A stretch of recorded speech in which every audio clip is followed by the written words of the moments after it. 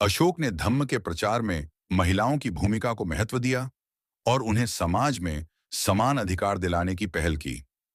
अशोक का धम्म सर्वजन हिताय, सर्वजन सुखाय की भावना से प्रेरित था। अशोक ने बौद्ध धर्म के प्रतीकों को प्रोत्साहन दिया, जिनमें बोधि वृक्ष और धर्म चक्र प्रमुख थे। अशोक ने अपने अंतिम दिनों में साधारण जीवन बिताते हुए ध्यान और साधना में समय व्यतीत किया। अशोक ने अपने शासन को मानवीय दृष्टिकोण से संचालित किया, जिसमें प्रजा के सुख दुख का विशेष ध्यान रखा गया। अशोक की शिक्षाओं और प्रतीकों का भारतीय स्वतंत्रता के बाद राष्ट्र निर्माण में महत्वपूर्ण स्थान रहा। अशोक ने लोक प्रशासन को धर्म से जोड़ा और अधिकारियों को प्रजा के कल्याण के प्रति संवेदनशील बनाया।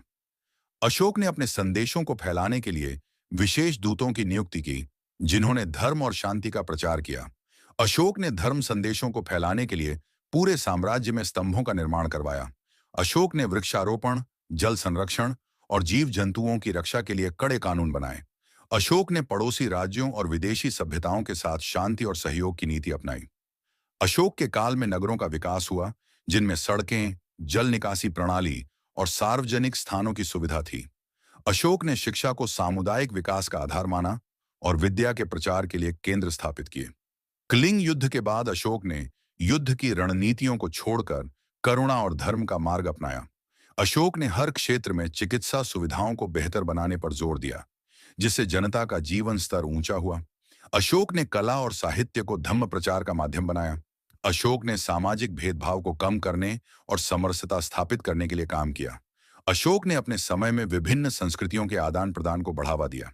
अशोक का व्यक्तिगत जीवन साधारण और विनम्र था, और वे खुद को प्रजा के बराबर मानते थे। अशोक ने आने वाली पीढ़ियों को नैतिकता, करुणा और अहिंसा का पाठ पढ़ाया। अशोक ने किसानों के लिए सिंचाई योजनाओं और कृषि उपकरणों में सुधार कर कृषि उत्पादन बढ़ाया। अशोक ने सड़कों, धर्मशालाओं और पानी के कुंडों का निर्माण करवाकर यात्रियों के लिए सुविधाएं दी। अशोक ने पशुओं के लिए भी चिकित्सा व्यवस्था स्थापित की और उनके कल्याण के लिए नियम बनाए। अशोक के धम्म में सभी धर्मों, जातियों और वर्गों के लिए समावेशिता का संदेश था। अशोक के शासनकाल में कला, वास्तुकला और साहित्य का अभूतपूर्व विकास हुआ।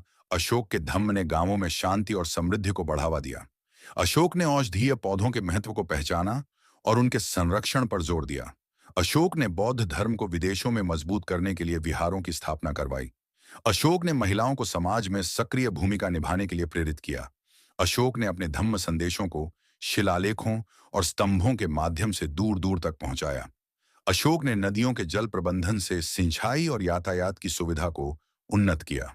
अशोक के प्रयासों से बौद्ध धर्म ने अंतर्राष्ट्रीय स्तर पर गहरी पैठ बनाई। अशोक ने अपने जीवन के अंतिम दिनों में आत्मचिंतन और संयम के माध्यम से धम्म को अपनाया। अशोक ने एक योद्धा सम्राट के रूप में शुरुआत की और एक संत के रूप में अपनी यात्रा समाप्त की। अशोक की धरोहर आज भी शांति, अहिंसा और नैतिकता के प्रतीक के रूप में जीवित है। अशोक ने धर्म के प्रचार और बौद्ध स्थलों की महत्ता को समझाने के लिए अनेक तीर्थ यात्राएं की। अशोक ने मूर्तियों और स्थापत्य में धम्म की शिक्षाओं को प्रस्तुत किया। अशोक ने शिक्षा का प्रचार करके लोगों को धर्म और नैतिकता के महत्व को समझने के लिए प्रेरित किया। अशोक ने अपनी सेना को केवल साम्राज्य की रक्षा और जनहित के लिए उपयोग किया। अशोक ने ध्यान और अध्यात्म के माध्यम से अपने जीवन को आत्मिक शांति में बदला। अशोक ने सभी देशों को एकता और भाईचारे का संदेश दिया। अशोक के शासनकाल में स्तूपों और अन्य भव्य स्थापत्य का निर्माण हुआ। अशोक ने अपने शासन में चिकित्सा केंद्र स्थापित कर जनता के स्वास्थ्य का ध्यान रखा। अशोक ने अपने शासनकाल में युद्ध के स्थान पर शांति और संवाद को बढ़ावा दिया। अशोक ने कृषि उत्पादन बढ़ाने के लिए उन्नत तकनीकों और नई नीतियों को लागू किया। अशोक ने अहिंसा के सिद्धांत को अपने जीवन और शासन का अभिन्न हिस्सा बनाया। अशोक ने धर्म के माध्यम से अपनी विजय को महान बनाया, जो शस्त्रों से नहीं बल्कि प्रेम और करुणा से हुई। अशोक की सांस्कृतिक धरोहर ने आने वाली पीढ़ियों को एकता और नैतिकता का मार्ग दिखाया। अशोक के धम्म संदेश आज भी शिलालेखों और स्थापत्य के रूप में संरक्षित हैं। अशोक ने अपने जीवन के अंतिम दिनों में सभी को धर्म और नैतिकता का पालन करने का उपदेश दिया। अशोक ने धम्म चक्र को नैतिकता, धर्म और शांति का प्रतीक बनाया। अशोक ने अपने शासन में प्रशासनिक सुधार करके सभी वर्गों के लिए न्याय और समानता सुनिश्चित की। अशोक ने अपने संदेशों को फैलाने के लिए संदेशवाहकों का एक मजबूत नेटवर्क बनाया। अशोक ने वनस्पति और जीव जंतु संरक्षण को प्राथमिकता दी और शिकार पर नियंत्रण लगाया। अशोक के धम्म में करुणा को जीवन का सबसे महत्वपूर्ण गुण बताया गया। अशोक ने अपने धम्म संदेश को फैलाने के लिए शांति दूतों को विभिन्न देशों में भेजा। अशोक ने अपने धम्म के संदेशों को स्थायी रूप से संरक्षित करने के लिए स्तंभों का निर्माण करवाया। अशोक ने हिंसक यज्ञों का त्याग करके अहिंसा और नैतिकता का पालन किया। अशोक ने महिलाओं को शिक्षित करने और समाज में उनकी भागीदारी बढ़ाने पर जोर दिया। अशोक ने अन्य देशों में बौद्ध धर्म के प्रचार के लिए सांस्कृतिक और धार्मिक संबंध बनाए। अशोक ने व्यापार मार्गों को विकसित कर व्यापारियों और नागरिकों के लिए सुविधा प्रदान की। अशोक ने कलिंग युद्ध के बाद युद्ध की समाप्ति का संकल्प लिया।